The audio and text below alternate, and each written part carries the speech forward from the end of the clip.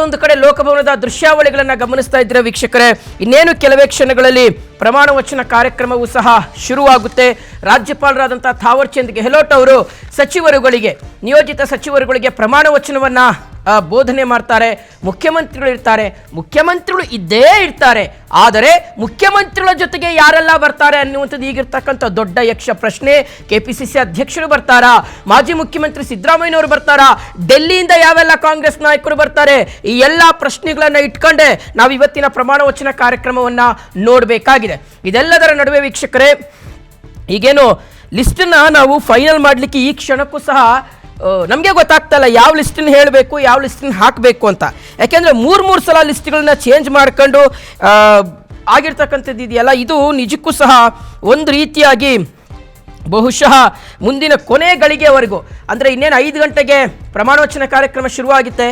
ಯಾರ್ಯಾರ ಹೆಸರುಗಳನ್ನು ಸ್ಟೇಜ್ ಮೇಲೆ ಕರೀತಾರೆ, ಯಾರು ಬಂದು ಪ್ರಮಾಣ ವಚನ ಸ್ವೀಕರಿಸ್ತಾರೆ, ಆ ಕ್ಷಣದವರೆಗೂ ಸಹ, ಕಡೆ ಗಳಿಗೆವರೆಗೂ ಸಹ ನಾವು ಏನನ್ನೂ ಸಹ ಹೇಳಲಿಕ್ಕೆ ಸಾಧ್ಯ ಇಲ್ಲ ವೀಕ್ಷಕರೇ. ಒಂದು ಫೈನಲ್ ಆಗಿ AICC ಕಡೆಯಿಂದ ಬಂದಿರತಕ್ಕಂಥ ಒಂದು ಪಠ್ಯನ ಈ ಕ್ಷಣಕ್ಕೆ ನಾವು ಅನ್ಕೊಳ್ತಾ ಹೋದರೆ, PM ನರೇಂದ್ರ ಸ್ವಾಮಿ ಅವರು, ಶಿವರಾಜ್ ತಂಗಡಗಿ, ರುದ್ರಪ್ಪ ಲಮಾಣಿ,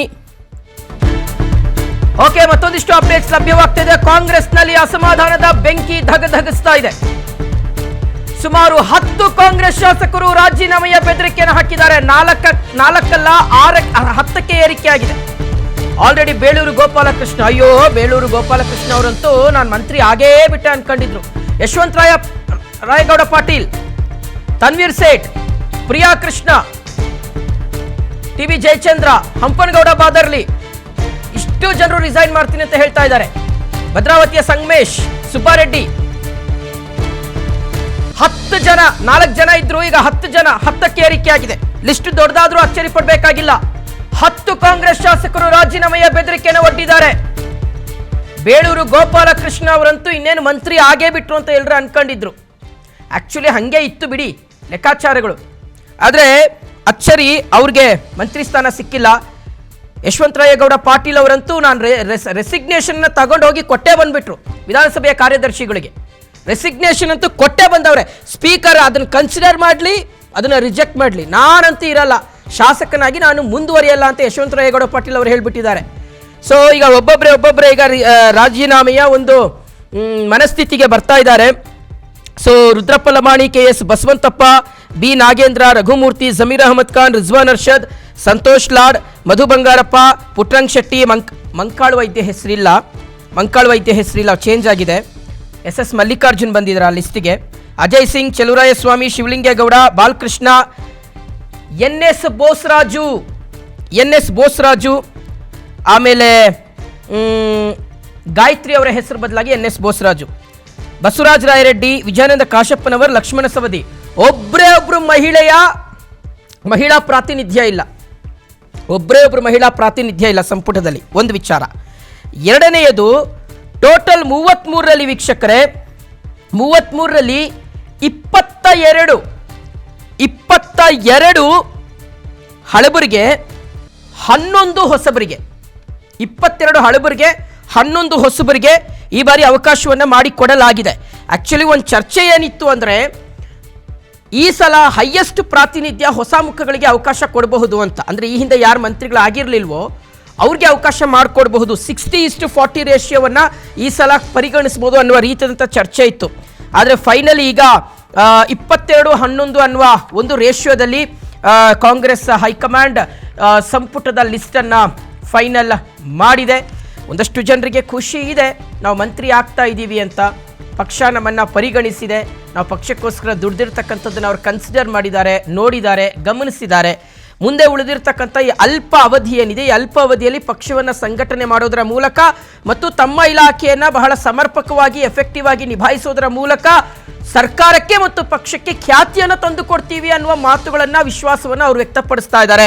ಮಗದೊಂದು ಕಡೆ 5 ಸಲ ಗೆದ್ದಿದ್ದೀನಿ ನಾನು, ನನ್ನನ್ನೇ ಕನ್ಸಿಡರ್ ಮಾಡಿಲ್ಲ ಅಂದರೆ ಇನ್ನೇನು ಮಾಡಬೇಕು, ನನಗೆ ಗೊತ್ತಿದೆ ಯಾರು ಮಂತ್ರಿ ಸ್ಥಾನ ತನಗೆ ತಪ್ಪಿಸಿದ್ದಾರೆ ಅಂತ ಹೇಳಿ ತನ್ವೀರ್ ಸೇಠ್ ಅವರಂತೂ ನೇರವಾಗಿ ತಮ್ಮ ಅಸಮಾಧಾನವನ್ನು, ತಮ್ಮ ನೋವನ್ನು ಹೇಳ್ಕೊಂಡಿದ್ದಾರೆ.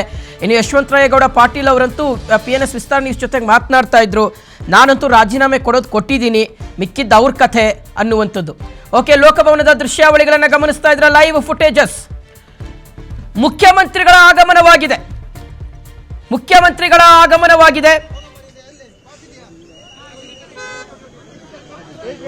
ಓಕೆ, ಒಬ್ಬೊಬ್ಬರೇ ಗಣ್ಯರು ಬರ್ತಾ ಇದ್ದಾರೆ ವೀಕ್ಷಕರೇ, ಒಬ್ಬೊಬ್ಬರೇ ಗಣ್ಯರು ಬರ್ತಾ ಇದ್ದಾರೆ. ಮಗದೊಂದು ಕಡೆ ಈಗ ಸುಮಾರು ಜನರಿಗೆ, ಆಕ್ಚುಲಿ ಒಂದಷ್ಟು ಜನರಿಗೆ ಕಾಲೇ ಹೋಗಿಲ್ಲ ಅಂತ ಬೆಳಗ್ಗೆಯಿಂದ ಚರ್ಚೆ. ಲಿಸ್ಟಲ್ಲಿದೆ ನಮ್ಮ ಹೆಸರು, ಆದರೆ ಕಾಲೇ ಬರಲಿಲ್ಲ ಅಂತ, ಮುಖ್ಯಮಂತ್ರಿಗಳು ಫೋನ್ ಮಾಡಿಲ್ಲ ಅಂತ.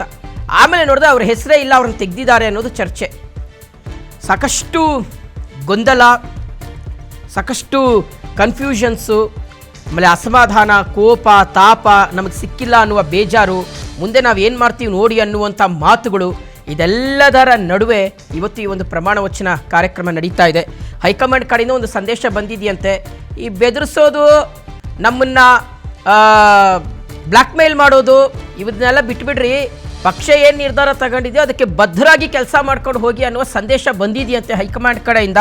ಬಟ್ ಈ ಸಂದೇಶವನ್ನು ಯಾರು ಹೆಂಗೆ ಕನ್ಸಿಡರ್ ಮಾಡ್ತಾರೆ ಅನ್ನೋದು ಈಗಿರ್ತಕ್ಕಂಥ ದೊಡ್ಡ ಪ್ರಶ್ನೆ.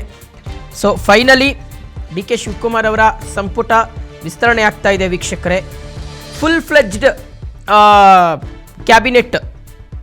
ಒಂದು ಚರ್ಚೆ ಏನಂದ್ರೆ ಒಂದು 2-3 ಸ್ಥಾನಗಳನ್ನು ಹಾಗೆ ಉಳಿಸ್ಕೋಬೋದು ಅನ್ನುವ ರೀತಿಯಾದಂತಹ ಚರ್ಚೆ ಇತ್ತು. ಯಾಕೆ ಹಂಗೆ ಮಾಡಬಹುದಾಗಿತ್ತು ಅಂದರೆ ನೋಡಿ, ಈಗ ಎಲ್ಲ ನಡೀತಿದೆಯಲ್ಲ ಈ ಬೆಳವಣಿಗೆಗಳು, ನಮಗೆ ಸಿಕ್ಕಿಲ್ಲ ಮಂತ್ರಿ ಸ್ಥಾನ ಅಂತ ಏನು ಅಸಮಾಧಾನವನ್ನು ವ್ಯಕ್ತಪಡಿಸ್ತಾ ಇದ್ದಾರಲ್ವಾ, ಸೊ ಅವರನ್ನು ತಣಿಸುವ